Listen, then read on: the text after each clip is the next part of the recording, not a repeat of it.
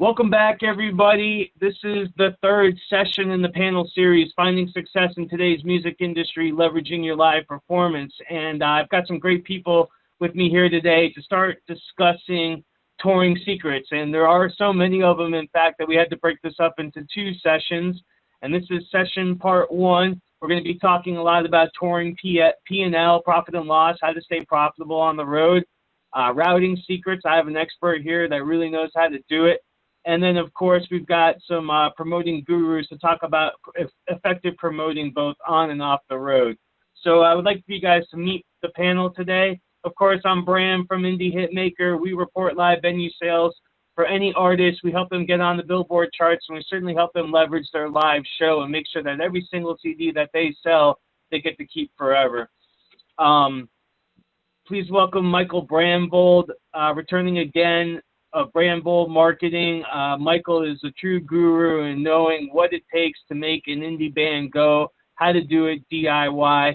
A good friend of mine, Chris Siciliano, who I have seen with some of the greatest acts on the road, doing promotions for EMI. This guy really knows his stuff. And one of my most favorite people, Stacy Rothschild, partner at Sound Art Management. Stacy has been in the touring world ever since we've known each other a decade and a half ago. She's done everything from Virgin College Mega Tour to band combat to putting on some of the greatest tours I know, and making them work and making them profitable. And that's kind of what we're really here about today and what we're going to talk about. So with no further ado, we talked at the beginning of this panel session. I've delivered a methodology that I've developed over being on the road for over 10 years myself and experiencing everything from being a DIY artist to a signed artist. And just to recap on that, to set the frame of reference here, part of my methodology is about touring smart. And mainly in touring smart, you got to tour to cover your costs. And some of the ways to do that is create a market strategy. You know, like, if you're in Atlanta, don't go play LA and expect to get back there every 6 weeks to build up a market. Yeah, maybe you want to go out there and party it up and have fun. All right, so that's a vacation. But if you're going to be a serious musician and you're looking to make a career, tour smart, you know, build markets, try a 4-market strategy, an 8-market strategy, you know, go out weekly, go out bi-monthly, figure out how you're going to do that, and we'll talk about ways to do that. And you got to make every single show count. Post your calendar listings to all major sites. We love artistdata.com because it will syndicate to everything. So check that out. And then, of course, you know, what we truly believe in, report your music sales to SoundScan. There are so many records being sold all the time across this country that don't get into the metric that it would probably make some people's heads spin, so to really learn how many people are still buying recorded music.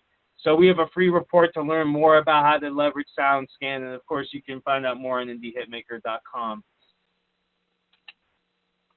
Going back to making every show count, you know, really something important I want you to think about as we're talking about this is that it's your job to sell yourself, okay? And you're going to do that first and foremost with a mind-blowing musical experience. And you've got to provide pre- and post-event content to stay connected with these fans. So there is going to be promotions for before the show, during the show, and after the show, and we're going to talk a lot about that as well. So let's get off, starting with touring P&L, really discussing, you know, if you're going to go on the road, it's going to cost money. And obviously you're on the road to make money. How do you do that when gallons of gas is like at $4 a gallon in some places? You know, if you got 4 and 5 people in the band, that's a hotel room or 2. And, you know, that's $40 at Shoney's for breakfast. If you're opening up for an act and you're getting paid $150 or so, you're going to go in the red pretty quickly. So, Chris, you've probably been on the road with more bands and could probably speak to this. Start us off, you know, tell us about, you know, touring P&L and what we can do to stay profitable on the road. Well, there's a couple of different ways that you can do this. If you're playing on a support slot, a good thing to help bring in some additional income is to put in fill dates. A lot of bands come into the major markets, especially if they're on a support-based tour, and they don't take a look in terms of the routing if they have a day or two off on hitting the secondary markets. The benefit with that is you'd be surprised how much you can help to generate your fan base, A, by hitting these secondary markets, B, a lot of the booking agents that handle the smaller secondary markets cover multiple markets. So they see you, they like you, they want to bring you back to these multiple markets. It also brings extra cash into your pocket when you're going between the major market cities. I think the second thing is in my experience, the merchandise sales is a big thing, especially if you're dealing with rock bands. The kids love a turnover on the merch.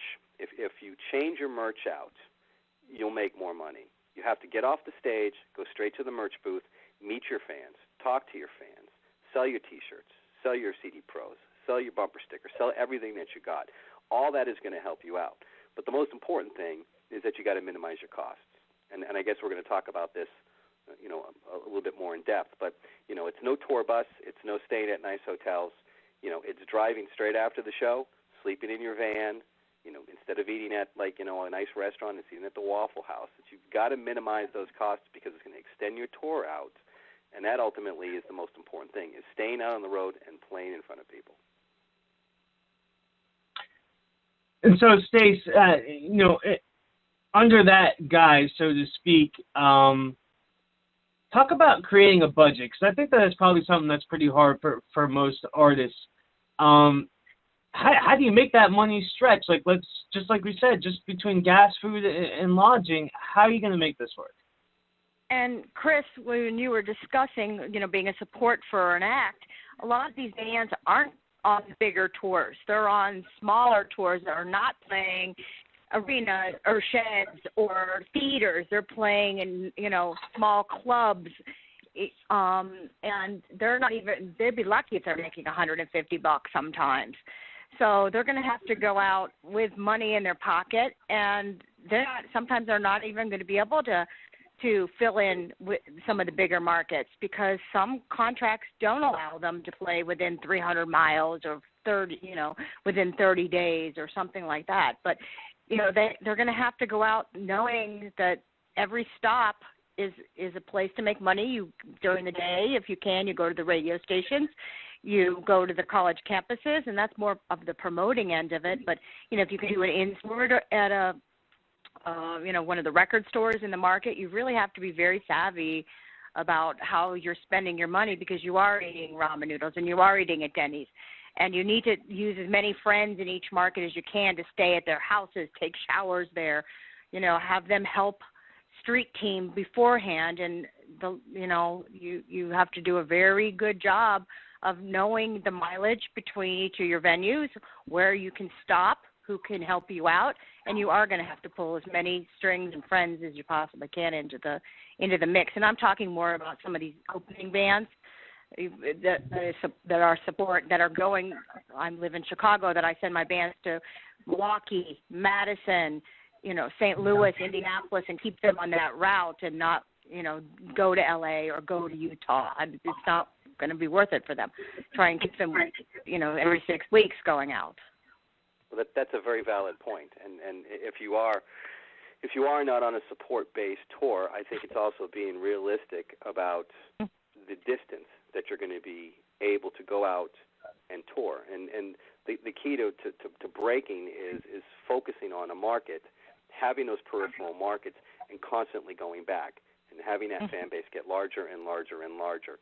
And it's a little bit more cost-effective for you to do that, obviously, because, like you said, you don't want to have to drive from Chicago all the way to L.A. You're not going to do anything. That's not going to make enough of an impact because you will only be able to do that once or twice. You stay in the region, and you keep going back to Milwaukee 6 times a year or 8 times a year or whatever. And different clubs are going to see that you're coming back, and they're going to want you. You can spread out and go to different clubs possibly, but you can go to Madison, which is, right there, or to Detroit. There's no reason to go to New York or LA at this point in your career because I'm trying to talk a band out of doing that right now, and sometimes they don't see that. Oh, we want to play LA. It's a big market. Well, yeah, it's a big market, and you're a small fish. You're nothing. Nobody's ever heard of you. Yeah, that's you're going to play the chair. That's a very valid point, because if you look at the major markets, yeah, these guys see shows every night. And that's why, as I mentioned earlier, it's really important for some of these secondary and tertiary markets, because these guys don't get a lot of shows. And when they do get shows, they're pretty passionate about it. And that fan base will snowball. So you use those secondary markets sort of as your leverage to keep the tour going. There's a band that I'm working with right now that I tell them, okay, you're going to let's say you play, Indianapolis. You need to get into Indianapolis as early as you possibly can. Go to the college campuses. Go to the radio stations. Go to get your street teams working ahead of time. Take care. Don't sleep during the day. Go and send your good-looking guys out into the streets and give paper with tickets, put up flyers, give out a download card, make the most of it, because they're driving themselves.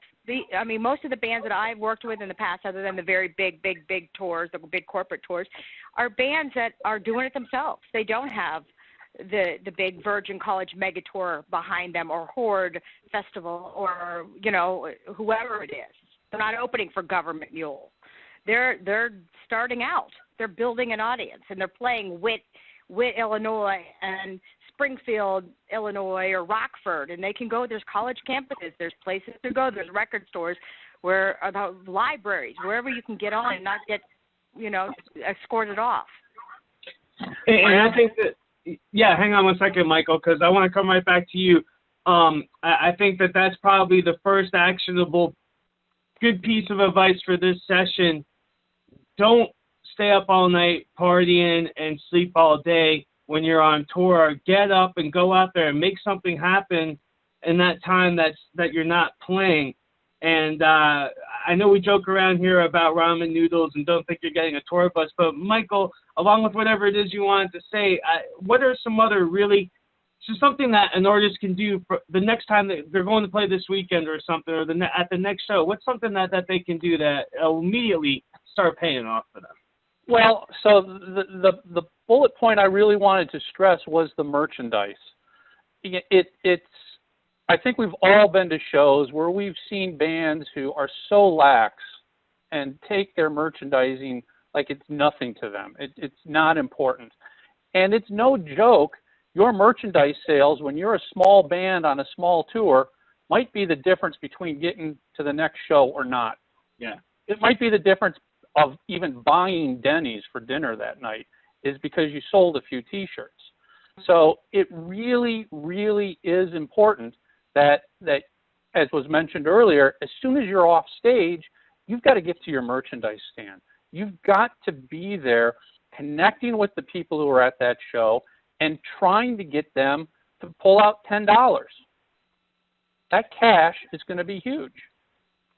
You're absolutely right. And you know what? I'm going to stick a point in here because I look at sales reports every single week, and you'd be surprised. I got artists that are selling hundreds of records a show, and I have artists that are selling 20. But we put the total line next to them, and when you're getting paid $150 to $500 a gig, I'm seeing with not a lot of sales, and this is just the record sales, not even the merch, $200, $150, $400. That's a good amount of money when you're on the road. Definitely a great actionable point, and I really firmly believe that the lead singer should be the one to jump off that stage and run right back to the merch stand, because they kind of are the ones that have made that connection. Get it back. The other guys, suck it up. Get your stuff off stage. As soon as you get off stage, bassist, don't start breaking it down. Drummer, don't start pulling your hardware apart. Get your stuff off stage and move over to that merch stand. You got maybe 5 minutes of peak interest time, more hands collecting dollars, passing CDs out and other stuff. Really the first thing that you guys could do. I think with that said, a quick lesson in touring P&L, we're going to move on here. And, like in real estate, it's location, location, location. And touring, it truly is routing. And I can't think of anybody better than Stacy to talk about what is routing, how do you do it, and then, I know Chris is going to have plenty of insider tips, as he's been back and forth this country probably since this year started, probably a couple times. Stace, tell us about routing. Well, there's a difference when you're routing a very big tour like the Virgin College Mega Tour, and there's a difference when you're riding your own van. You have to be realistic about how far you can really drive. And if you're not having a tour bus driver for you who can do overdrives, you have to be able to have somebody that's awake, sober, knows where they're going, has the wherewithal to read a map or a GPS. And also respond with have good equipment. Respond if something happens, like a blown tire, something happens to your vehicle. Like, you have to be able to keep that in control. That being said, a realistic routing, again, if you're doing a Thursday, Friday, Saturday, you need to be able to reach your venue in plenty of time, and that with advancing your show, finding out where what time your load-in is and all of that, and give yourself plenty of time to do this, because it's not going to work if you're driving to Chicago and then you're overnight trying to get to Florida or Austin, Texas. It doesn't work that way. And I always believe that you need to give yourself plenty of time for anything to happen, because it does happen. It has. Yeah, happened. and you're going to make sure you can have roadside assistance or know how to change a tire.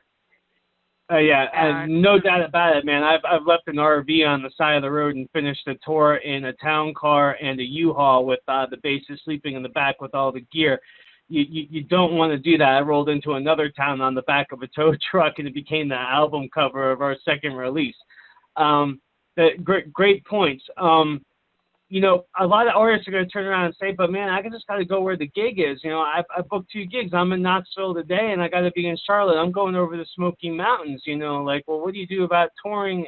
What do you do about routing a tour like that when you're just hunting and picking? Well, and you've got to be as, figure out, look at the map, the GPS now, the Google. There's so many places now to go, and you don't need to use a triptych to figure out. You can call and say, hey, I'm coming through. I've got a great band. We want to play. To call a venue, a booking if you don't have your own booking agent. Some of these bands it depends on if you're a huge band, a medium-sized band that's already on a tour with support. They know what their routing is, or you're just, here you go, hunting and pecking, and you got to call. It's all about relationships and being smart about it, but not stressing yourself out so much over the Rocky Mountains or the Appalachians or in the middle of winter when there's snowstorms. I think Stacy nailed it when she said you got to be smart. I know a lot of musicians don't like to talk like this, but it's a business, and a business is only going to succeed if you're smart. And you know what? Sometimes you might have to say, I can't take that gig. It's just not going to be possible for me to get across the mountains with, oh my God, there's a storm coming across the East Coast at the same time. I have to pass on it, because what's going to be worse is booking that gig and being a no-show. Not showing up. Yeah, and I think that one thing along those same lines is you really do have to be overly cautious about maintaining whatever you're driving in. With our bands, because I've seen way too many bands get into accidents and just way too many bad stories, that these guys stop off at every gas station. They check the tire pressure. They go ahead and they make sure that everything's okay, because the last thing you want to have is a blown tire. You want to have an accident on the road. You want to have, as mentioned before, a tired driver or a tipsy driver. Those are the things that you need to be really conscious of, because it's going to end up costing you in far more ways than just getting the tire replaced. So those things are not just. No. I was just going to say, those things are not just stories.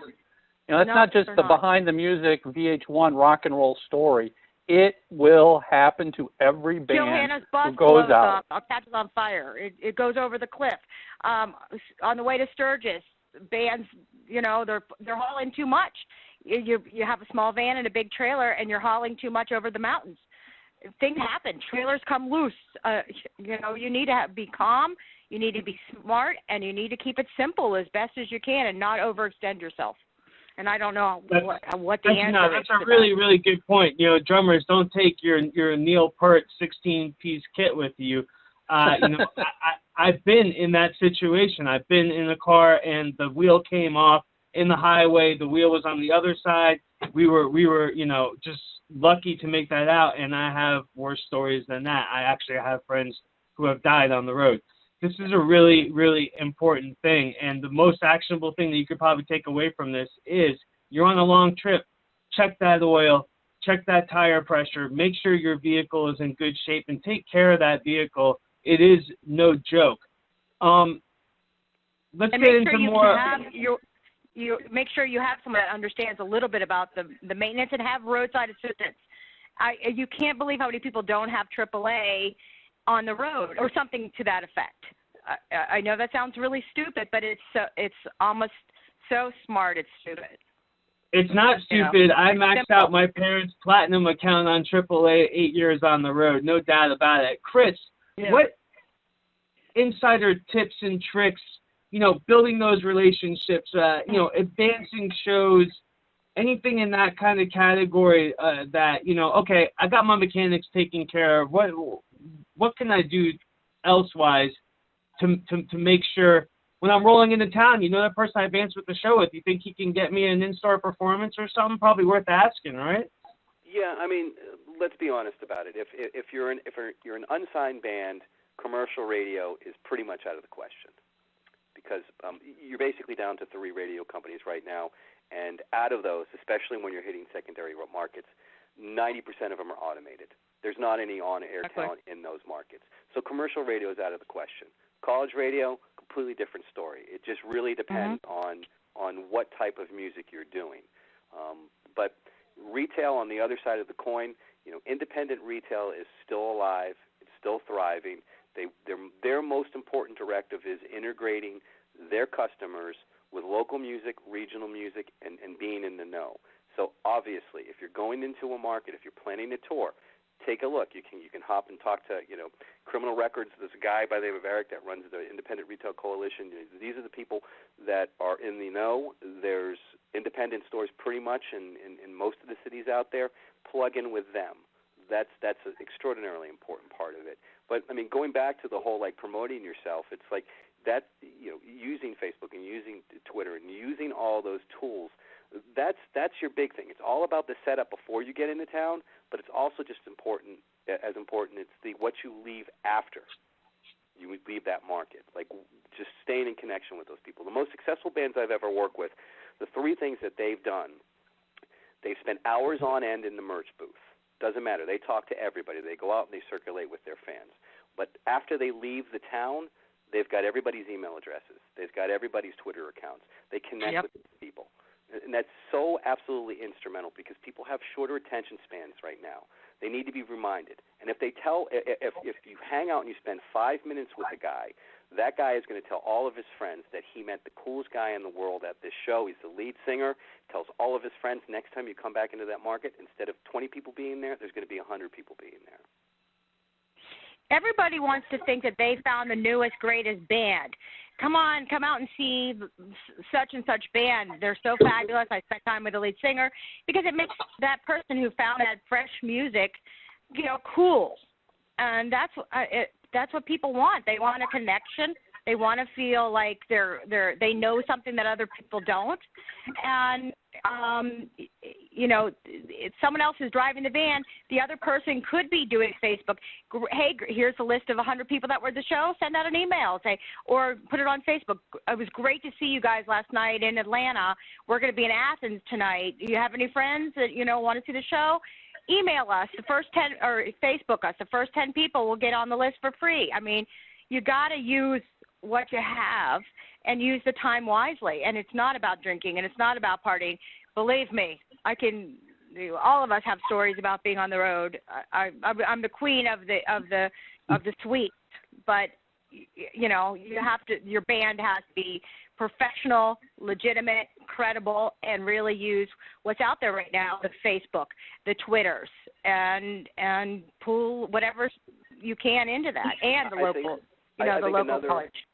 I think another important point that these guys need to realize is take advantage of the local bands as well.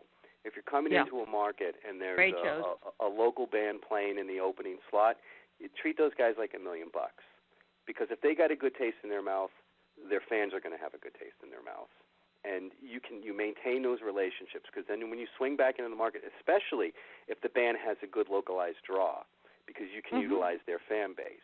And trade shows too. You know, hey, if you're coming through Detroit, you can play for us. Let's come back and we'll play for you in Ann Arbor or wherever. Stacy really nailed it, you know, when she said it's so important that, you know, one guy could be doing Facebook while you're on the road. I think we've all seen and heard from bands who have said, oh, my God, you know, we're exhausted, we're tired, we're putting on these shows, we're traveling, and they disappear from their online world for 2 weeks because they're busy being a musician traveling. You know what? That's not going to cut it. You have to figure out who is going to make the time to keep up your Facebook, your Twitter, your website, your YouTube, Instagram. Everything has to happen daily while you're on the road, just as it was when you weren't on the road. There's no excuse for not doing it. And people do want to feel that they've been touched by the band, too. They do want to feel like they're getting a personalized message from the band. It doesn't have to be, Jim Smith, thank you for being at the show, but they want to feel like they're important and remembered. And you can always hire an intern, too. There's so many interns. I mean, I use Columbia College here in Chicago all the time for interns, and they're dying to be part of the music industry. They don't need to. You don't tell them that all they're going to be doing is doing the tweeting, or the street teaming. You make it sound like it's exciting, and it's a very valuable asset. If you can't do it yourself from the road, you better have somebody back home that can do this for you, or somebody that cares. I think it's also very important to stress that when you're on the road, everything that's happening becomes a content event for promoting. So it's not just about getting to the show, playing the show. It's taking photos of you loading in, loading out, going into a hotel, eating at Denny's. All of that activity has to be captured. The fans want to see what's going on coming into the show. They want to see what you did after the show. That's what you do to keep things alive and happening. You know, promoting a show is not just creating a Facebook event. And that's really a great point, because Facebook will attest to the fact that the things, Michael, that you just mentioned are things that are conversational, and that's what's going to get people responding to your social networking. So very, very, very smart thinking. Let's talk quickly about, okay, I'm not a newbie band. We are making money. We are ready to go to the next level. We want to hire somebody to help us make sure that we're getting people out, maybe even having somebody on the road to take care of some of the stuff that you guys are mentioning about, so that we can be artists a little more. We paid our dues. We're making money. We want to have the rock and roll lifestyle, but we're smart enough to know that somebody needs to be taking care of that. Chris, I want to hire a pro. First of all, I think obviously everybody should understand exactly what a promoter does before you hire them, and tell us some of the pros and cons. Well, you're talking about that's kind of a tough question, because there's some great promoters out there, and there's some absolutely horrible promoters out there. There's a certain level where I think that you need it. If you're at that point in time where the labels are looking at you and you're getting a good draw, then yeah, you absolutely do. But that's part for a course of a good booking agent and a good promoter. But if you're at that point where you're just about ready to break, some of the most successful bands that I've ever met have had guys that have been fans and friends of the band for a long time, and slowly kind of integrated themselves into the system. It's somebody that they trust. It's somebody that they know, and after being on the road for 4 or 5 tours, has the relationships and can plug that stuff in themselves. It just depends on where you are in terms of the band, because that is money going out. And at the end of the day, you want to try to amass as much money as possible, because the last thing that you want to happen is you get a deal with a record company, you do 1 tour, you do 1 album, and then you find out that most of that stuff is recoupable, and all that money is owed to you, and you've got all this money going out, and it's just a bad scenario to be in, because then you owe that money. Yeah, I think it's even if you're a band that is starting to make money and you're reaching that point in your career, it still goes back to what we talked about earlier. This is a business. You got to be really smart about it. That doesn't mean you hire somebody who does nothing but merch, and then you hire somebody else who does nothing but do your Facebook while you're on the road. You know, sometimes, you find one person who can do 6 different tasks, as well as being, the road manager, advancing the shows, and maybe changing guitar strings as well. You're absolutely right. You're absolutely right. He's the guitar tech, he's the merch guy, and he's also the road manager. And he finds the pretty girls backstage. And that's a good one. Hire him. But you're not going to be able to take 6 different people on the road, and it's usually a friend of someone that's really become a friend of the band that just is dying for the experience to do it and get the credit for school or to be part of the band because it's I'm part of the band, and that's what it's going to be. It's not always hiring somebody you don't know either. That's a pitfall and a caveat that you need to be careful who you give your money to and what you promise. And something else to consider, that sometimes depending upon the level of the venue that you're playing, that venue has a promoter as well. Maybe when you're booking that show or when you're advancing it, you should be asking questions about, well, who's promoting this room? Get their contact information, call them up, make a friend with them. If they kind of dig you, guess what? They're probably gonna put some of their billable hours working for somebody else into helping to spread your word.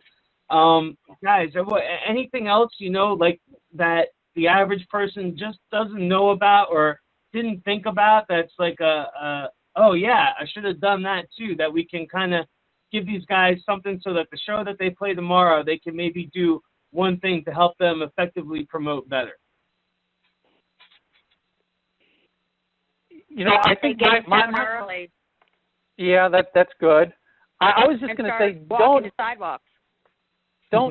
don't assume just because you've booked a show and you've got the guy at the bar loves you, the agent at the club loves you, that you're done. Don't sit back and assume that they're going to make your show a success. It's on your shoulders to make your show a success. Sometimes they don't care as long as people are in there drinking, and some bars have shows 7 nights a week. What's going to make you stand out? They're going to spend any time promoting your show if you've come to town once before or never before. You really have to work really hard at it and make a relationship, and that's that's part of advancing the show, and that's part of being a professional and getting boots on the ground. Maybe if you do have friends in that market, really helping out. And, getting your name out there. Well, the venue isn't going to do it. And that's a very impress that promoter with the work you're going to put into promoting your show, so that they remember you the next time you call. They're going to go, I remember these guys. They do a shitload of stuff on Facebook, on Twitter. They sent me flyers to post. They had some kids coming in and dropping off posters. Make that memory and impress upon them that you guys are serious about it. Well, that's a very valid point. It really is all about first impressions, because there's local bands that come into these clubs every single night, and they kind of do it half-assed. So, yeah, that first impression, if you leave a good taste in that promoter's mouth, he's going to want you back. He or she is going to want you back. And so I think you get, from venue to venue, and they move from venue to venue, and they take their favorite bands with them. A lot of people, work if they're working in Madison, they might do 2 or 3 different venues or something, and you do want to keep a relationship. And I think that bands that send flyers and posters ahead of time, table tents, whatever, for the bar to put on. Less stress for the bar to promote your show. They're not going to spend the time to make a poster for you. You have to do it yourself, and you have to send it within a week or 2 of the show to make sure that and make sure it's follow up. Did you get the posters? Did you put the posters up? And you have to write in the date yourself. You can't expect them to do it for you. It's going to sit in the back room if you don't make it easy for them. Great points. All excellent points, and really important. Everybody. This is a super small industry, and kind of like what Stacy said, like not only maybe do these guys promote and book multiple rooms, even in different cities, but they know the other guys too. So if it's positive or negative, it's going to get around, and it can work for you or against you. I think, guys, really done a great job. The most important thing that we've stressed is promoting happens before, during, and after the show. And one of the important things I just want to stress again is that even if you don't sell a record, collect email addresses. It's like the most valuable thing that you could do on the road. Get everybody's email address, because then they're in, okay? And then you can kind of keep talking to them, and they'll know everything. So I just database. Yep, build your database. Without getting too technical, make sure you know what city those email addresses came from. So the next time you come back to that town, you can email those people specifically. Mm-hmm. Yeah, do a super simple solution. Just write the gig on the sheet. If you're punching it into a computer, just get it done that night. Go the extra distance on that. It'll really pay off. So, this was a great session, and we covered a lot of stuff. We talked about how to effectively promote, and really keeping in mind it happens before, during, and after. I think you guys know a little bit of now, what promoters really do and what you can expect of them, especially if you're going to pay them. Be careful about your routing, be safe on the road, and really do everything that you can to minimize your costs, and you're going to see that you can make money on the road.